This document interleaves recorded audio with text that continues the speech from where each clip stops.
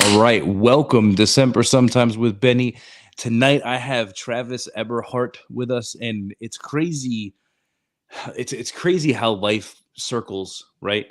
Because I met you when you were a poolee, like what 8 years ago, 8 or 9 years ago. Yeah, 8 years ago. Yeah, so 7, 8 years ago, I meet you. You're a poolee, probably applicant, becoming a poolee in RSS Monmouth. Now selected for staff sergeant. Now new recruiter at RSS Monmouth. Where you came from, where I was a poolee, where I was the station commander, where I was a recruiter. So it's crazy that life just puts people back where they came from. Especially, clearly you chose to go to Monmouth with the new cool incentives that are out there. You were able to come home to where you started.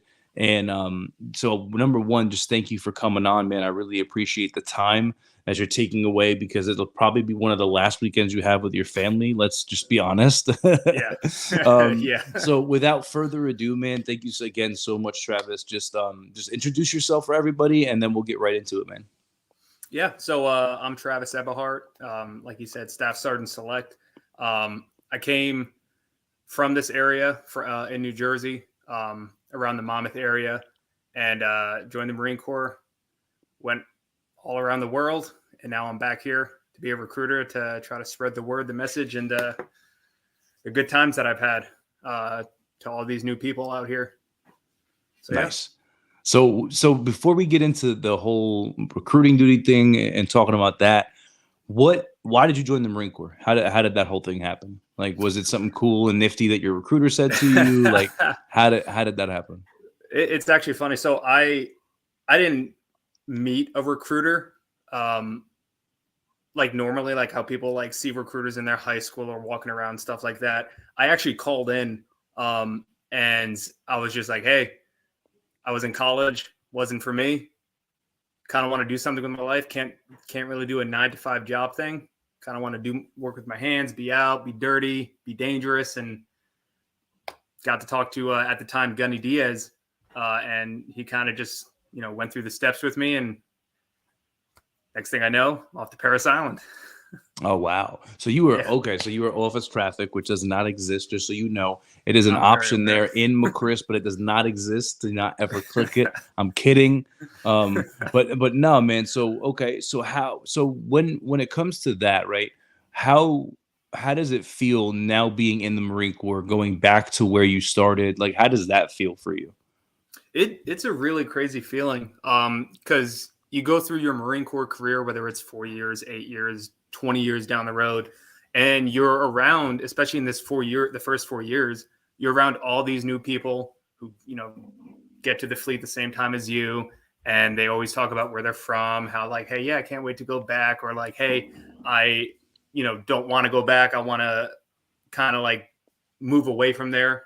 They use the Marine Corps as a way to get out of like the Yeah. situations they've been in or their hometown, because maybe some people are in a small hometown. Um, and it's crazy to think like, hey, people say like I'm not going to go back home, and now not only am I coming back home, but I'm coming back home as a Marine, not as like I got out. Yeah. So you're coming. So you're coming back home to work, not just coming Yeah, home to chill. Like, it's weird, right? It's yeah, a weird yeah. feeling. It's a very weird feeling. And yeah, and because I had the same feeling. Well, me, I was a reservist the whole time, right? So besides my deployment to Afghanistan, like I was already home when I became a recruiter in Monmouth, but it Mhm. still was different because you're like, people know you, especially for you. It's got to be weird because like people knew you 7, 8 years ago here, right, as a Yep. young adult. And now you're going to be the face of the Marine Corps, and you're the face of the Eberhart clan.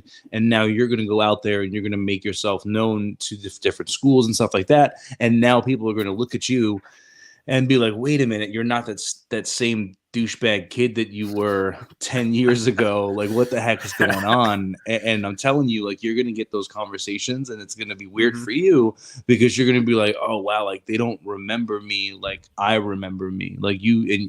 And you know what I mean? So Yep. how do you feel about that? Is it like nerve wracking? Have you thought about that at all? It's a little nerve wracking. Like I've actually had kind of a couple conversations with some of those friends pretty much about this. Like friends that I've had prior to the Marine Corps.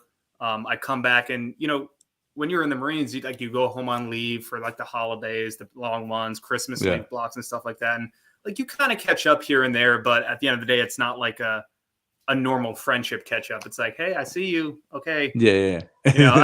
See you next year. Cool. Yeah. And like I know how I progressed, just as an overall person. And it's kind of weird to see that like some friends that you've had before the Marine Corps, they haven't progressed anywhere near the same way you have progressed. And it's kind of like you look at why. Yeah. And, it's definitely because, what the Marine Corps gave me and the opportunities that it gave me. Yeah. And it's like, hey, where would you be if you actually did something sort of like this? Yeah.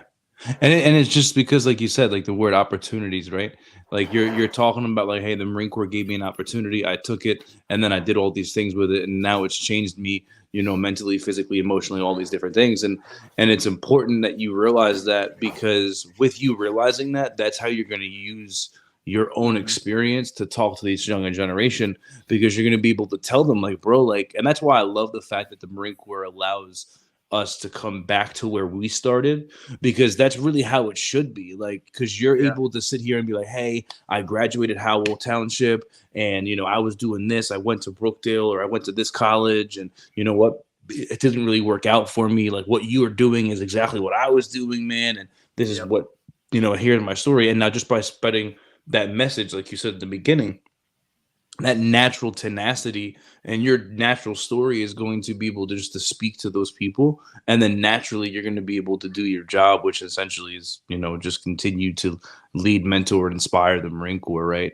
Yeah. So what are your thoughts though, like as far as like right now, how do you feel like just coming into this? Like, you check in on Monday, like what's your feeling? Like, are you overwhelmed? Are you like, what do I expect? Like, what are your thoughts right now? It's a little bit of everything, honestly. Like it's just like if you go into any new situation, you always get those butterflies in your stomach. Like, man, this is gonna be different, and it really is. Like, yeah, I'm a Marine still, but this is an entirely different aspect that I've never been a part of before, because I can go to a different unit and do my same job that I have been doing for the past 8 years, not really get the same butterflies. But now you're going into an entire different aspect of the Marine Corps and doing something that you haven't done before. You get those butterflies. So I'm excited. I'm definitely. I want to see what this has to offer, and then how it can give me opportunities to improve myself down the road and take what I've learned here back to the fleet and improve that way and help others improve. So I'm pretty excited. Word. Now, how did you feel when you got the news, hey, you're going to be a recruiter? Like, when that HIST list came out, like, what was, so this is a 2-part question, because I always kind of get this one mixed up. Like, so before you get HISTed, you've heard about Marine Corps recruiting duty before. Like, you've been in the Marine Corps for 7 or 8 years. You had the lovely Master Sergeant Diaz as somebody who was a great friend and confidant, someone you still speak to. So in this time before getting HISTed, what were the stories that you've heard, and what were your overwhelming thoughts having gotten HISTed? Like, what was going on there? So for me, the second I found out I got HISTed, it's funny because I was in my S6 shop, I was in my cage, and I was just working on my normal day-to-day stuff. And then my gunny at the time comes in and goes, "Hey, do you hear?" I'm like, "Hear what?" Like, "You're not going to be here that much longer." I was like, "Oh gosh, what? I get orders, I'm going on deployment. Like, what am I doing?" He's like, "Nope, you got HISTed." And it's like my heart dropped because, like you said, I'll tell you about some of the stories I've heard. Whether it's drill instructor or recruiting duty, like everyone always shares the horror stories and not the good stories. So that's all I got bombarded with. Like from every person that I worked with who was in charge of me, they all share their experiences, because I was actually lucky that like 75% of my immediate chain of command were all recruiters. So the first thing they did when I found out I got HISTed, and then I decided like, hey, I want to go down the recruiting route over the drill instructor route, they just bombarded with like the horror stories. And it was kind of like wasn't to scare and deter me, but kind of just make sure like I understand what's going to happen. So it definitely was a feeling of Man, why me? But But then you look. so let me ask you this question, right? So in this time where you find out you're getting histed, and you tell, and your higher ups know that you're getting histed, and now they come over and they start sharing their stories. In the midst of them telling all of these bad stories and all this shit storm of stories, was there anybody who was telling you like, "Hey, this is what it can do for you"? Was there anybody who was like, "Hey, this is the good part. This is the light at the end of the tunnel. This is why you're not gonna hate yourself"? Was there anybody that was doing that? Yeah, but it wasn't like a hey, like an outright. This is what's going to happen to you. Mm-hmm. I kind of saw that from how they act. Okay. And it was more. It So was you more saw like that from them now as leaders and what exactly. they've gained. So them how they work through it now. You're like, okay, this is what recruiting duty did for them. Yep. In that aspect. Yeah. So like Okay. before you like throughout the Marine Corps, you always have good leaders and bad leaders. Yeah. And you can always tell a good leader by the way they identify an issue, work through that issue, and then maintain that standard of working through that issue if that issue comes up again. Mm-hmm. So the biggest thing that stands out is just how they hold themselves in the face of these issues. Mm-hmm. Whether it's something small like, hey, we can't find something, or something big like, hey, we have to plan this humongous, exercise, stuff like that. And just how they talk, how they hold themselves, it definitely can sway you to like, this is a good leader. And now that I went through recruiting school, it kind of like, I looked back and I was like, wow, how he's talking, how he's, holding himself, how he's going through issues. That's kind of like what I learned basic 101 recruiting school. And it's all about public speaking. It's all about, being confident and stuff like that. And like seeing that just in the fleet and how it's still with them, years and years after they, left recruiting. It definitely, helped me a little bit. Was like, hey, there's always going to be good days and bad days, right? Yeah. Whether you're in the fleet, whether you're on an SDA, there's always going to be good days and bad days. But the stuff you take away from this duty, that's what I'm looking forward to, because it's definitely going to help me change, my perspective, my kind of like thought process on how I do things. And I could see that through how they do the things. Mm-hmm. Wow. The reason why I asked that question, and I like how you answered that, because I've never had anybody answer it that way. And the reason why I asked the question is because, and coupled with why I started the podcast, is because I've heard like nobody ever hears the positivity that comes out of recruiting duty. And recently I had made a post about this. I heard a Marine, a friend of mine who's a current 8412. He has a Marine who has been on the streets not even 3 months, and who went to seek help and is now getting taken off the streets due to mental instability. And I'm like, bro, what could have gone on in less than 3 months that you feel like you can't do this anymore? And it's not to laugh at it, right? But it's like, what's going on in the world or in the Marine Corps that people can't come on an SDA and survive 3 years? Like the fact that people are constantly getting kicked off the duty or RFC'd or going back to the needs of the Marine Corps, or hey, betterment of the Marine Corps, right? Or like, it's like, what the heck is going on that people can't just make it through 3 years of a duty, right? And now, mind you, people listening to this podcast are going to say things like, bro, you're not on the duty right now. You don't know what you're talking about. Bro, every single person in every era of being on Marine Corps recruiting duty has had a problem. There's been one thing that they've had to deal with, that they've had to overcome in adversity, right? And unfortunately for you guys, the guys who are going on to the duty right now, there's quite a few. But every Marine in Marine Corps history has had to overcome adversity. That's what we do. That's what we're taught to do. And unlike most people, we're told to enjoy that. We're told to embrace that. Like, we're taught as Marines to embrace those things. And I feel like a lot of that's not how it is anymore, because now you have people who are literally getting histed, and then they're coming out to this duty. And then within 3 to 6 months, they're no longer on the duty, because they figured, hey, I'd rather end my career on a good note or a bad note, because I don't want to be here. And it's like, what is being told to you guys that's so bad that this is what you guys would rather do. And that's why it's like, you know what? I want people like yourself to be able to come on here and talk about, hey, like, yeah, it's stressful. Yeah, you know what? It's 7 days a week sometimes, but a lot of it's like, dude, it's what you make of it.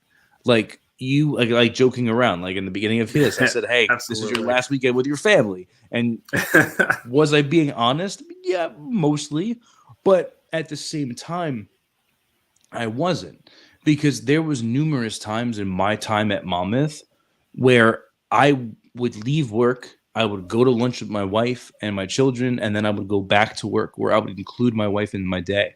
And unfortunately, the Marine Corps recruiting duty isn't a seven. You're a Marine. You're not in a sales job. It's not a normal sales job. You don't just clock in and clock out. Like, you don't do that anywhere in the Marine Corps. So it's very normal that this happens. Now, unfortunately, it maybe people don't deal with it the best way. You know, maybe some 8412s or some command members think that, hey, you working until 3 a.m. is going to change how good you are at recruiting. I don't agree with that, but maybe that might happen.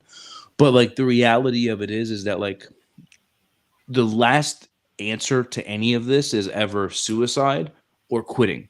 And unfortunately, those are two things that happen a lot. So like, my question to you is, going into this, like, are you afraid of quitting? Are you afraid of this being too hard? Are you like, what are your thoughts on that? Like, going into this mentally?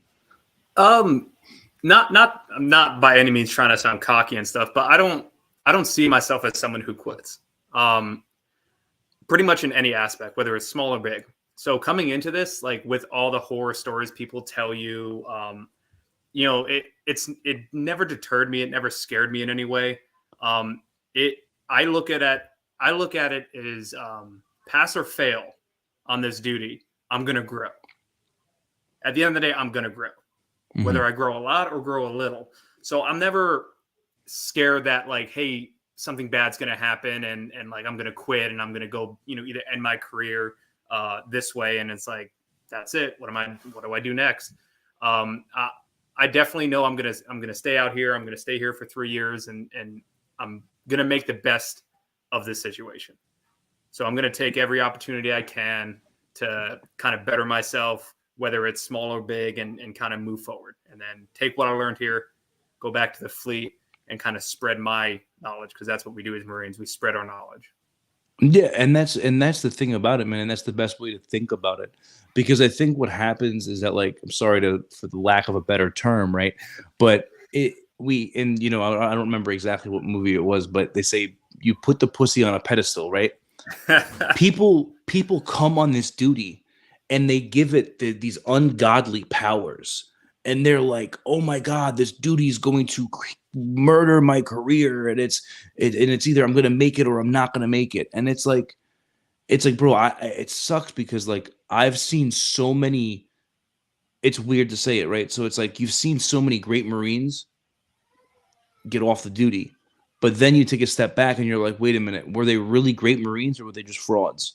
Mhm. Because at the end of the day, like, if you can't make it through Marine Corps recruiting duty, like, to me, like, it's just like, bro, like you said, and like we've all said, like, dude, this is what we're bred to do as Marines. We're bred to face adversity. We're bred to not quit, to not fail, and to just make it through. And it's like, for instance, Sergeant Arana, now Gunnery Sergeant Arana, he literally, one of the things that he would just say when he couldn't, his day, he had the worst days ever, and he would literally just be like, bro, I'm a sergeant.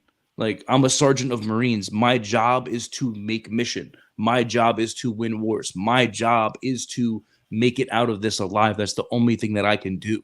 And no matter how bad the day was, he still ended it on a positive note. And that's the thing about it, is if you go into this with the idea of, oh, Marine Corps recruiting is this all powerful thing, well, then of course you're going to let it eat you up. Of course you're going to let it drain you. Of course you're going to let it cause you anxiety, depression, and all these different things. But if you come at it from a different angle and you just go into it with a positive mental attitude, and you just work as hard as you can work, and you work as smart as you can work, then you're going to make it happen. And especially, like, a lot of people, I'm telling you this right now, I guarantee you this is what's going to happen to you on Monday morning. I promise you. And if this doesn't happen, tell me. Like we'll do it live. I don't care. But I guarantee you this is what's going to happen on Monday morning. When you go to Monmouth, somebody's going to say to you, oh, man, this is Monmouth. Someone's going to say, if they haven't already said it, oh, man, this is Monmouth. Monmouth is hard. Bro, listen to me. Every plot of land is good. Every plot of land can be bad. It just matters how it's harvested. That's the reality of it, bro. Like, no matter what RSS you can have an RSS that, like, and I'll say Monmouth. There was a point in Monmouth where they were horrible, disgusting, trash. And then we were writing 13 in the summer months and we were destroying it. And then all of a sudden, a couple months later, new office gets changed around. They miss mission for the next 6 months straight. Then all of a sudden, boom, new regime, people start killing it. It's not who's there. It's not the station that you're in. It's who's there. It's those Marines in that office. It's those Marines that either want to make it or they don't want to make it. It's those Marines that want to change the lives around them. It's those Marines that want to have an everlasting presence in a station, in a place, and in a community. And when you take it, looking at it like that, when you look at it in that fold, in that way, it's like folding a flag. When you fold a flag at a funeral, you want it to be the tightest flag ever, and you want to give it to that person, and you want to, give it to that person because they're going to take that, they're going to put it in the box, and they're going to put it on their mantle, and it means something, right? Because it's from the president of the United States, from all of us, right? But guess what? Somebody could fold that flag and it'd be shitty. Like they could, like someone could literally not give a damn and just be like, you know what? I'm just going to fold this up real quick, bang, and that's it. Yep. They could. But will you? And that's the thing about it, man, is that you have to go into this with the mentality of, I don't give a damn if you guys missed, but we're going to make it, or at least I'm going to do everything in my power to make it every month, knowing that I gave my all every day, every month. Because sometimes that's not what's going on. And I don't know how it is there now. I haven't been there. I don't know. But what I'll tell you, though, is that you're going to have people who say, oh, bro, Monmouth is a beast, bro. And while I don't negate that because it is a disgusting place, like I've seen it be number one. I've seen it be number two. So you're going to an awesome office with like the community itself is a phenomenal place. You know that from growing up there. Yeah. But I'm excited, bro. I'm excited for you. I'm excited to see you, to see you work, to see you grow. And that's the best part about this whole entire podcast. Like I'm excited to see you, 369, go through your freaking first year, second year, third year. And bro, it's gonna fly by. Like I know right now you're probably like, bro, it's not even par yet. Dude, my boy Murphy, who's at Monmouth right now, I took him in. I was his station commander. He's off the bag now and he checks out in like 10 days. And it's insane because like I was talking to him the other day and it's like, bro, it feels like just the other day he was getting on the duty and it flies by, man. It really does. But so going back to talking with you about like just the future, like what are some things that you're looking forward to on the duty? Like having completed BRC, what are you looking forward to on recruiting duty? Not trying to sound cheesy, but the one thing that I really cannot wait to happen is after I write my first contract and after I send someone down to Paris Island, the one thing I'm looking forward to the most is seeing someone come back. Whether it's right after boot camp for their, leave period, or, they come back after their, they find me somewhere, after they finish their first enlistment and they go, you changed my life. Yeah. That's what I really want to see. Like that's what I'm really looking forward to, because this duty, like I've been told, obviously we talked about, being told the horror stories and stuff, but like on the flip side of that, like I've also, just from my previous chain of command who were in the recruiting realm, they run into the people they put in, around the fleet, and they, see them and they see how they change from, getting them in at 17, 18 years old, right out of high school, and then seeing them progress. And that's what I love to see. And that's what I love to see, in my last unit, just seeing people hit the fleet. This is their first unit, and seeing them progress over a year, 2 years. I'm like, hey, when you got here, you look scared. You look like this scared little kid, doesn't know what's going on. And now you're my go-to guy when I'm not here. You're in charge when I'm not here, type thing. So seeing that progression, that's what I'm really looking forward to. Bro, it's an insane feeling because, and it sucks because like you have the good ones and then you have the bad ones, right? Yeah. Because like, for instance, I have a Marine. This happened last night. Funny as hell. Like I hold no bars. Like I say whatever the hell I want to say. So this dude, I put a young man in the Marine Corps. It took me 2 years to get him in the Marine Corps.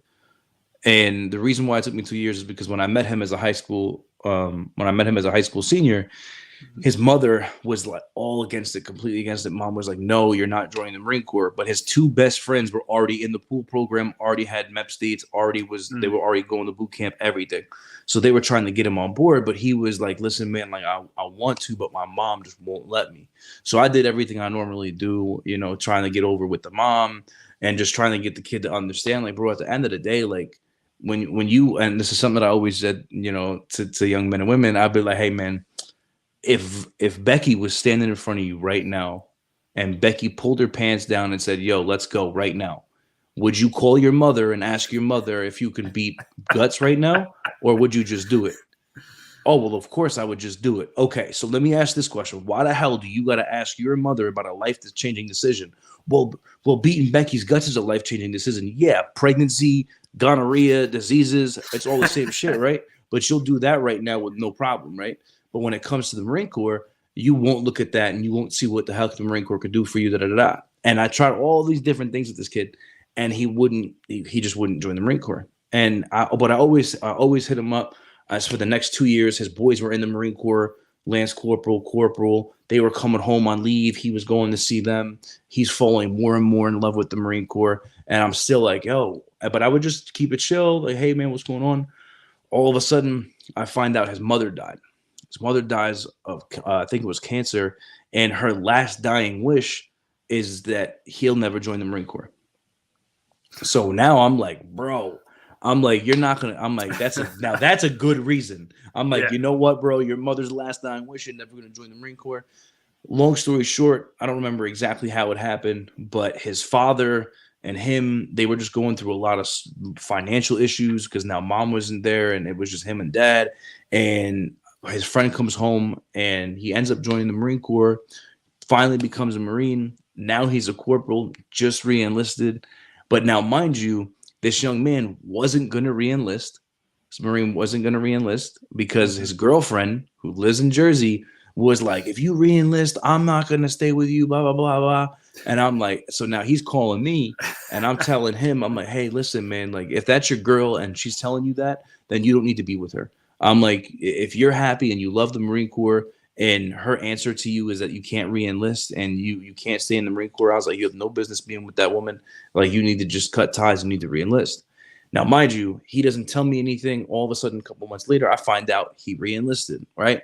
So he gets to his new duty station, and he posts a picture up on Facebook about how he was the instructor at a corporal's course, or I'm sorry, a leading Marine seminar, and and he's at this course, and a Marine that I put in the Marine Corps, another Marine that knew him, comments on it and is like, oh wow, you look like a recruiter, right? And he tags me. Okay, so I comment on it and I say, wow, you look like you just got kicked out of the Marine Corps for coke. He doesn't know that I know he got kicked out the Marine Corps for cocaine. So I'm like, yeah, you dumbass. So like, here you are. So, but now mind you, it's two different opposites, right? I have a Marine who just re-enlisted, who's looking at becoming a sergeant. And then I have another Marine from the same area, same high school, same AO, who just got kicked out of the Marine Corps for doing cocaine. And it's like the thing about this duty is that you're going to have both of those things. And on top of that, bro, you're going to have people that you would have loved to put in the Marine Corps that will never join the Marine Corps, but they'll prosper somewhere else, and you'll still keep those connections because I have those too. I have a young man, Bahadur Khalik, who I thought would have been the best Marine ever. Went to boot camp within like 2 or 3 days. He was an MCRD discharge. Guess what? I see him at the shop right all the time. I still hit him up. I still talk to him, because at the end of the day, it wasn't about him. Like, would I have loved to him be a Marine? Yes, but I still built a relationship with him, and that's what it's all about, is building relationships. Yeah. But that's what it is, man. Like, I have so many Marines that are, because now I'm at 5 years where I started recruiting duty 5 years ago, so about to be 6 years ago. So like now I have recruiters, I have poolies that are all freaking sergeants now.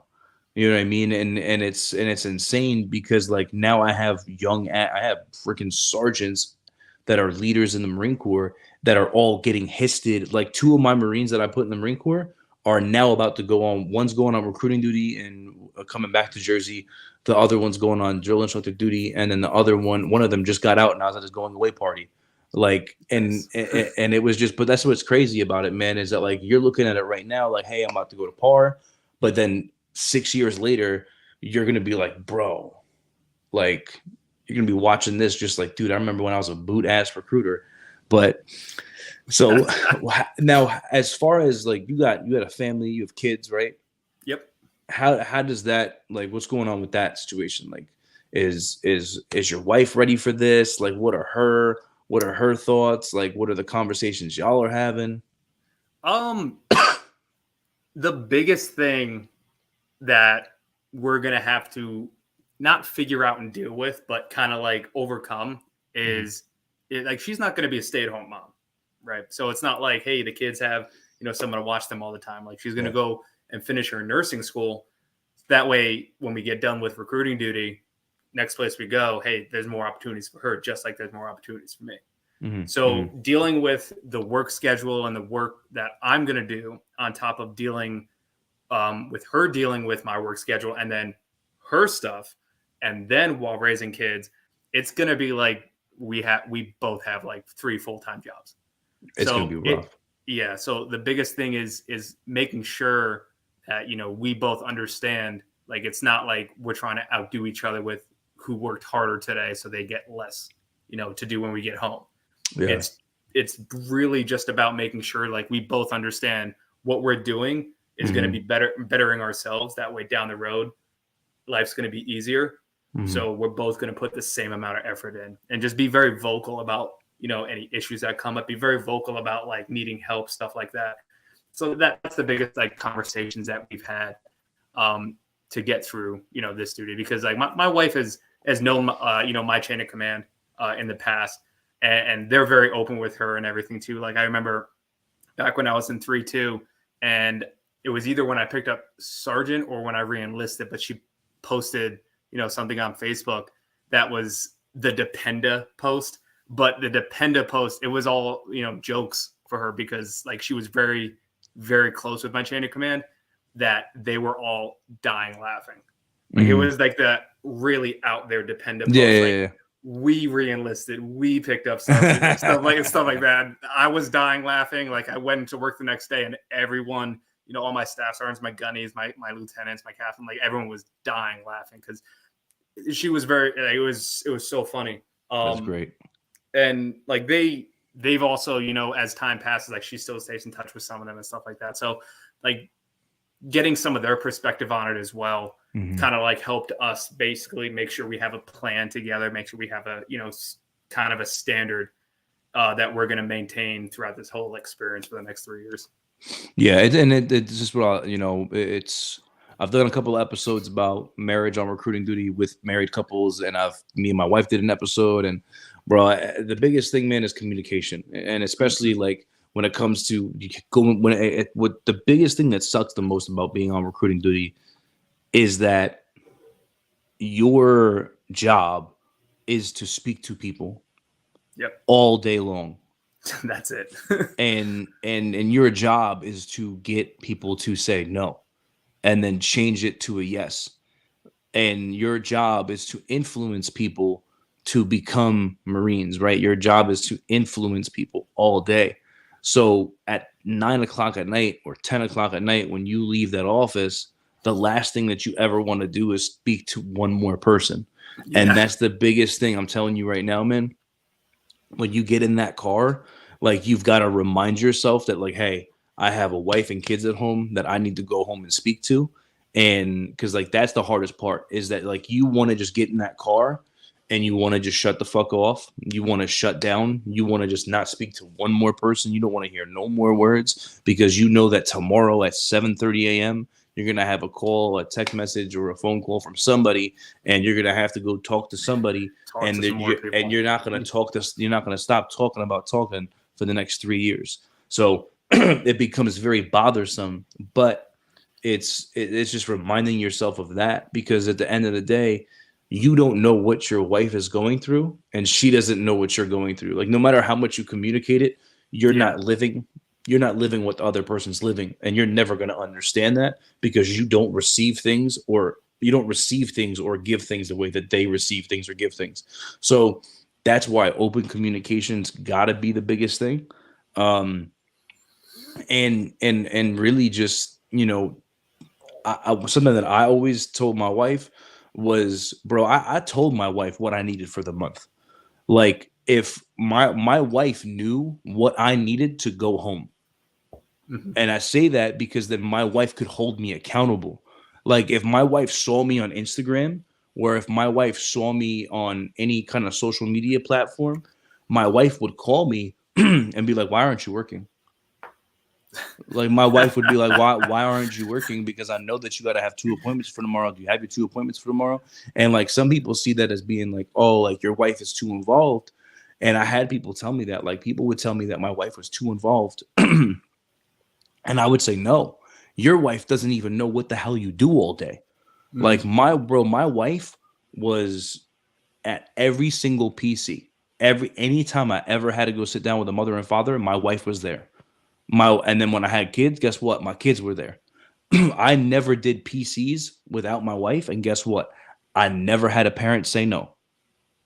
Because a lot of times when you sit down with parents, they want to know what the Marine Corps family life looks like because they've only heard horrible stories. So when you get to sit in front of them with a wife and children, and you get to show them that you're not a part of this number and that you have a happy family that the Marine Corps is provided for, then a lot of their questions don't even have to be asked because they're already answered because they see the answers right in front of them. So I would include, excuse me. So that's how I would include my wife. I would include my wife in my day-to-day working. Like I would be like, or I would call my wife during the day, or I'd bring her flowers, or I would just stop by. Like I know she likes a cup of coffee or whatever, and I would just stop by real quick, take time out of the day. Because people are gonna tell you, like your ARI, your RI, they're gonna tell you all the time, hey, put it in your SNR, man, make time for it. But guess what? When you make time for it, someone's going to be like, hey, bro, why did you go and do that? And then you're going to be like, well, because you told me that I could. Yeah, but you have your 2 for tomorrow. So that's why just go ahead and do it and just make it so that it's in your route. So make sure that, hey, you know what? I'm going to be in Howell today for whatever reason. I'm going to be ACing Howell. All right, you know what? I'm going to go swing by the house.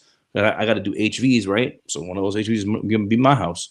And not in the gov though. You're not going to go to your house. Not in the gov. But and that's the thing, man, is you just got to work your family into the job. And I know that some people may disagree with me on saying that because people are going to be like, oh, well, your family should come first. Listen to me. I'm not saying your family shouldn't come first, but here's the thing. If I don't have a job, then can I provide for my family? If I'm not making mission, and if I'm not getting promoted to make more money, can I provide for my family? No. Can I be proud of my work ethic as a Marine if I'm not making mission and I'm not doing what my job is as a Marine? No. And if you say you can, well, then I don't want to talk to you. But that's the reality of it. Like, in order for you to do what you have to do as a father, as a man, you have to do your job. and in turn, you have to couple that with family and work ethic, and you'll be all right. That's it. Yeah, you're absolutely right. So before we cap this up, because we're about to hit 40 minutes, what going into this, checking in, what are you feeling right now? Like talking about this, thinking about it, like right now, going into par on Monday, like what are your thoughts, feelings, like your emotions, like what's going on in your head right now? Definitely excited. Definitely. Oh, there's my daughter. Hey. Definitely excited to see kind of like what's going to come next. Whether it's going to be, hi, go to bed. I don't want to. Too bad. It's past your bedtime. Definitely excited to see what's going to happen next. Whether it's like the small stuff on like, hey, how par training just going to go, and then after that, how am I going to transition into my day-to-day, job as a recruiter, and then after that, how do I improve my day-to-day job as a recruiter, and then how do I finish up my day-to-day job at the end of this duty? So definitely excited and definitely want to get all the opportunities I can to improve myself and then my surroundings as well. Bro, I'm excited for you, man. I'm excited to see you, grow. I've already seen you grow from the poolee to now sergeant to soon to be staff sergeant. So I'm excited to see you, grow as a recruiter, because it really is insane, man. It's insane how you go from, not being able to conduct an interview to being able to be a wordsmith and be able to get dude, you're going to have, you might have an issue with committals. And then all of a sudden one day, you're the guy who can sit down with a kid for like 3 minutes and you've got everything you need to go on deck, and life is completely different. And those are the things that you can get there. Like, and that's the thing about it, man. Like, you got to understand going into this that, like anything else, while it's new, it's not. So, like, don't think too crazy into this whole thing called Marine Corps recruiting duty. You're a Marine. You've been doing this thing for 8 years. Like, if you played the same video game for 8 years, I'm pretty sure you could sell it off the shelf. Like, you've been doing this job for 8 years. You know what it means. So that's what you got to do, man, is just take what you already know, make it happen. But, yo, go enjoy your time with your family. Thank you so much for stopping by, bro. And I'll talk to you soon, bro. I don't think we could have ended it on a better note. Go take the time that you have now with your family, bro. I'm excited to see you freaking rookie recruiter of the year. You better make it happen. And I'll make it happen. I'll talk to you later, bro. All right, man.